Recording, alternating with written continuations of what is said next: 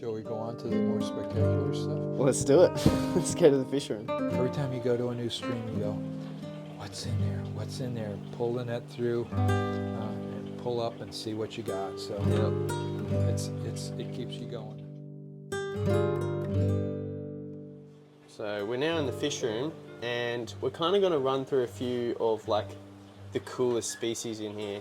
Yeah. So what are these rainbow fish? These are the most amazing rainbow fish. That's what I like to call them. These are Melanotaenia species Chilatherina. So you can see the difference between the males and females very much, but certainly a red, white, and blue rainbow fish. Yeah. So which is not something you see, I feel like. You don't. And when they get excited, they're just fantastic. They're just fantastic colors. But supposedly they get about 4 inches. I think probably 3 inches is more the size. So they're going to be a fairly small rainbow fish as far as rainbow fish goes. So yeah, it's pretty cool. Hey, you do notice that Gary is sitting on the can. So that's the bathroom for most of the American world. Yeah, I'm true. sitting on the Tetra can, so I just had to point that out. But yeah, these fish are really, really cool. When you're breeding this fish, you can breed the fish, get the eggs, raise them up at 80 degrees like we do for about a week, and then turn that temperature down to about 76 degrees. That way you get both sexes. That is the key to this. And I hope he's not there. I was going to say, a lot of times my betta rubra will show up in the log. I've got a reverse trio of betta rubra in this tank. So people say all I have is only rainbow fish. I do love some of the mouth brooders, and betta rubra is one of the pretty ones. So love that. So what, he just hides up in here? Yeah, sometimes it's not in there now. So, but they're hiding around. And the betta rubra is a when the males are on, they're just really a spectacular fish. But I guess what normally fish do when you want to show your fish off, they hide in the background. Yeah, so they do. It's perfect that way. So and by using a log like this, a lot of times for a betta, the male will actually drop the eggs in there and then go eat. So if you have a place for them to put the eggs, they'll come out and go eat, which is something that sometimes people don't always know about. But it's like it's a really cool thing. So. Yeah, that's a good point, because otherwise they'd fall down, the rainbows would eat them. Yeah, or wherever they are, but it just seems like a safe haven for them. That's one of the Unnamed products. At first it seemed like a silly product, but all of a sudden these mouth breeding bettas really like this thing. And I've had some really big, I've had some 5 and 6 inch mouth breeding bettas that really loved it. They love the bigger log than that, but it works out really well for them. So it works perfect. So, you want to go over here and look at the herbies, or the blairi. That's crazy. They're going crazy. Because I told you guys before they were going to go crazy. Yeah. And Herr Blair doesn't get hot until the afternoon. Every time all the other fish get hot right away when you turn on the lights. But the Herr Blair, the Chilatherina blairi, they wait a while, and they're still not totally turned on, because when they really get going, all the males will turn on and run around and go crazy. But those two finally turned on and started turning on the colors. But yeah, I won't lie. Like when I walked up to this tank originally, I was like, oh, they're okay. Yeah, whatever. Yeah. Meh. but when you see them, when they're really going, and when that whole tank is going, the whole tank is like that, and they don't swim in straight lines. They swim upside down, around in circles. They just get going, chasing. I'm tougher than you, and you're tougher than me, and all that jazz. But they're just a wonder. So certainly a wonderful fish to have. So that's the fun thing about this fish room. You go around, you'll say, oh, look at this one. Oh, look at that one. Oh, look at these guys are on. They look like crud later on, and now they're looking perfect. So. Yeah, you really can see their colors. It's just a fun thing. So when the light gets on them properly. I was looking over here as well, and I think it was the green that caught my eye. Is it the Tanganyikan? Yeah, that's a Tanganyikan. That's a Tanganyikan val. So yeah. I'm going to eventually put those guys in a tank where there's all Australian val. I think that even though, they're from New Guinea, This is an unnamed species, Melanotaenia species from Lange. Yeah. We caught these in the same place that we caught those Chilatherina, same creek. Really? So yeah, these big rainbows and these smaller Chilatherina. But and when these guys get going, that center lateral line gets really dark blue. Yeah, You we see saw that? him before. One This man started. here. He's starting to do it. He's thinking about it. Yeah. But and you can see all the val is Pearly. off gassing, so you're getting oxygen coming from that. So put an extra light on there, and it's really starting to produce. So Wow. they get excited that way. So That's a cool species. but yes, it's a nice fish. It's an unknown species. We probably brought back 17 new species. Not all of them been named, but that's kind of a fun thing to say that we brought back that many. And every time you go to a new stream, you go, "What's in there? What's in there?" Pull the net through, and pull up and see what you got. So Yeah. it keeps you going. And then I think it's over here. There's like a real red one somewhere. Oh yeah. Yeah, when we're doing the tour with Nick, I was going around like, I have to video that. Like that's That's an Aussie rainbow. So I didn't collect that fish myself. I got that. I got that at the IAGA conference in Europe. Mm-hmm. But I think one of the Belgian people had collected that, or got it from somebody like Dave Wilson. So Right. Aqua Green, Blythe River. Yeah. Yeah. So that's another New Guinea one. Yeah. No, they're all rainbow fish are all pretty easy. Yeah. You feed them well. You change the water. Mm-hmm. You only have one species per tank because they really do crossbreed really badly.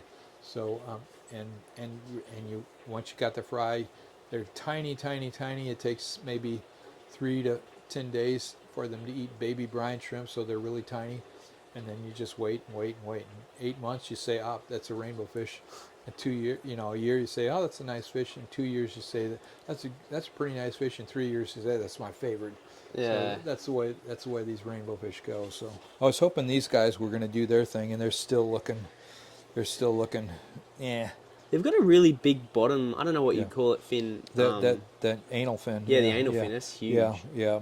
And they really stretch it out. And- I think and I it- got some B-roll of it earlier. Yeah. But And they've got that nice twin bar on the tail, the big black. A lot of the Bentuni fish have that twin bar on them, so that's a nice fish. But I think that's one of the nicest ones from the Bentuni area. yeah, that's awesome. Shall Well, we go into the other fish room? Yeah, let's move over there. Actually, there was one more here too.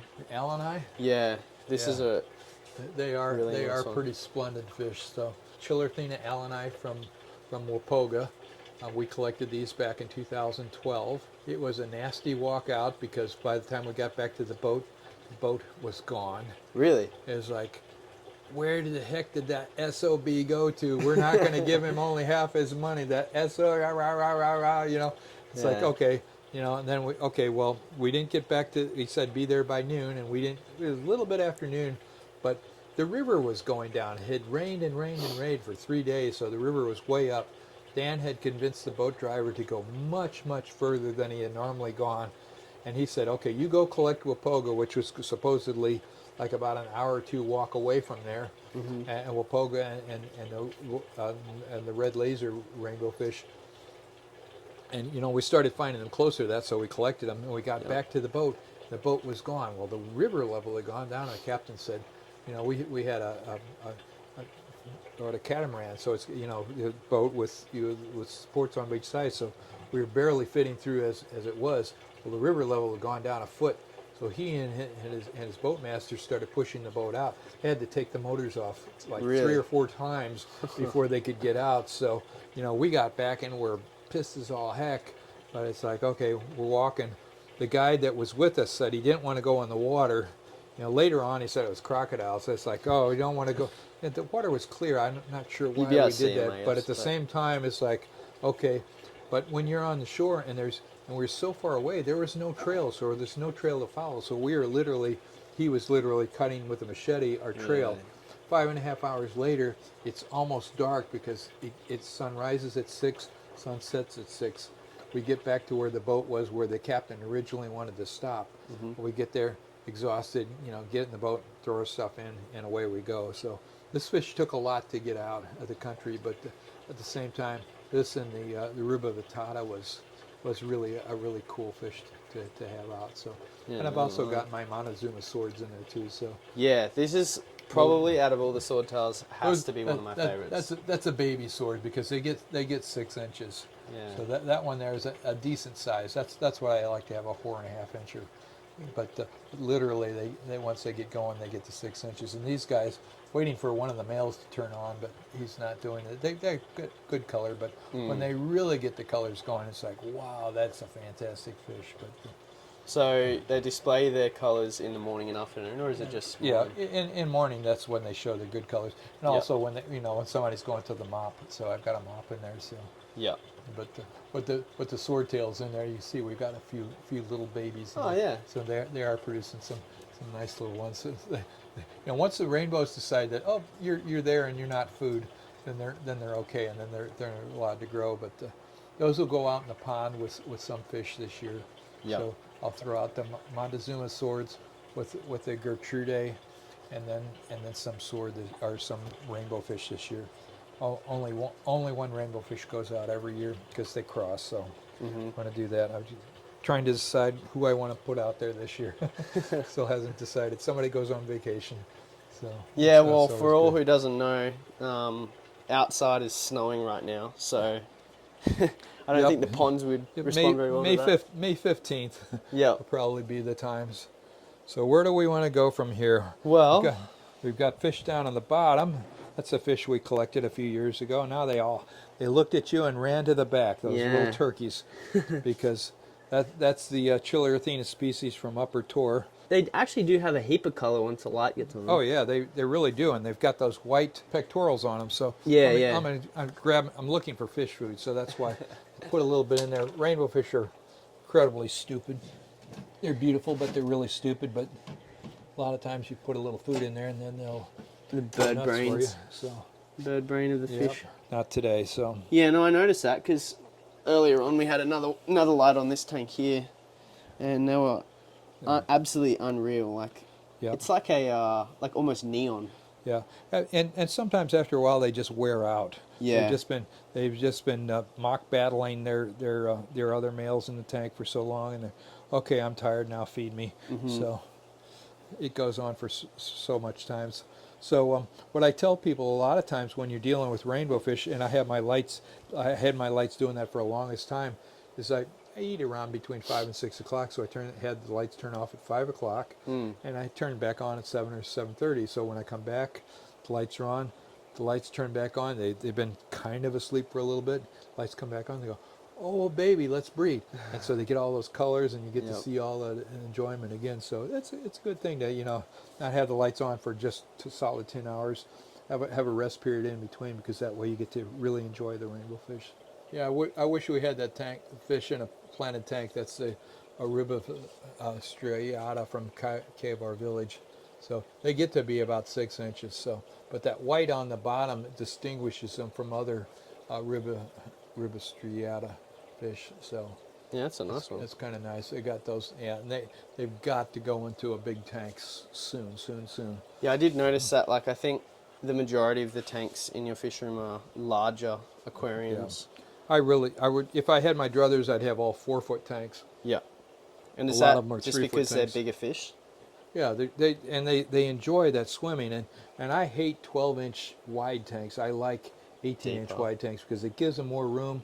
If there's a little bit of aggression, that gives them more room so that the lesser male doesn't get the heck beat out of himself, or true. females don't get chased. They haven't really turned on their colors yet, but sometimes they will and sometimes they won't.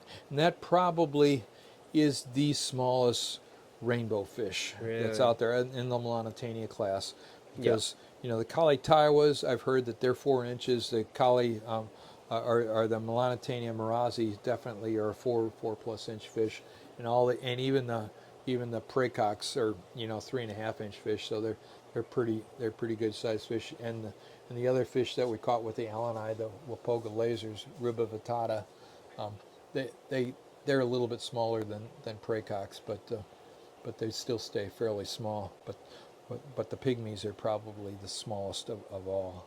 I had to come up with a stupid name that was different than praycocks before they got their official name. Yep. Because people were saying, "Oh, striped praycocks, I'll breed them with my regular praycocks." They're like, "No, don't do that.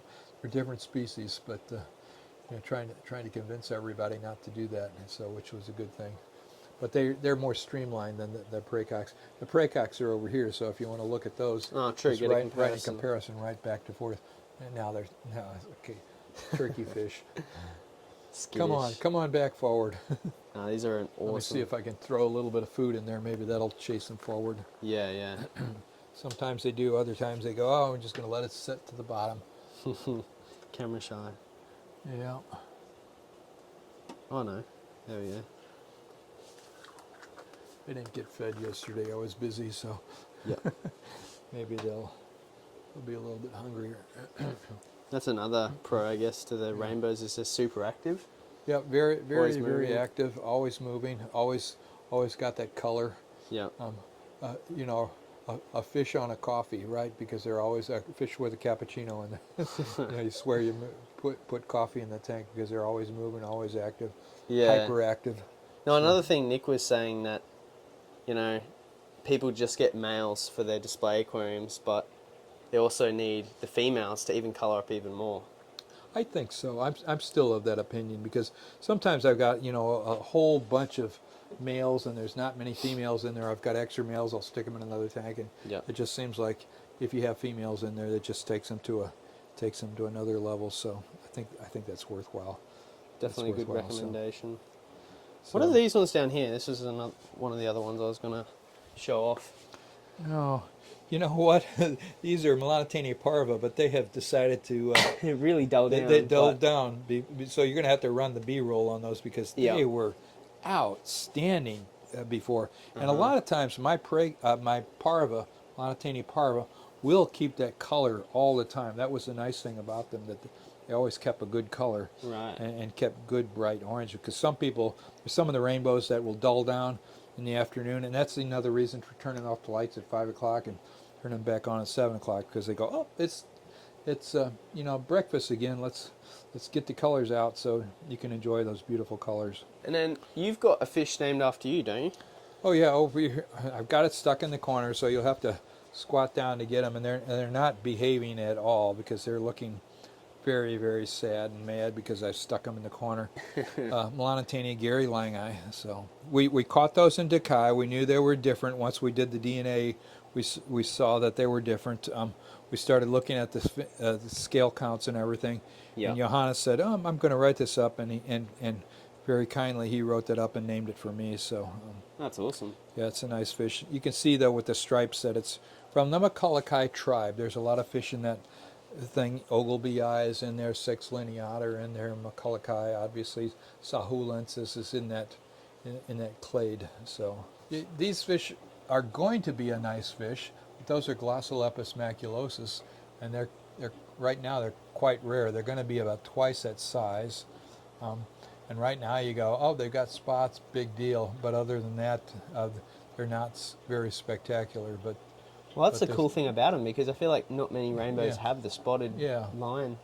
Yeah, and that one. pretty much is different. So hopefully we'll get those breeding and get some out to people. Glossolepis have much smaller fry than other ones, so they're a little bit more difficult to play with. Yeah. Not that difficult, but you just have to have a little bit more time. I've got a few of them from your neck of the woods that are in this tank with the mixed rainbow, so there are some Gertrudes, but they're tiny. They're the Giddy River Gerts.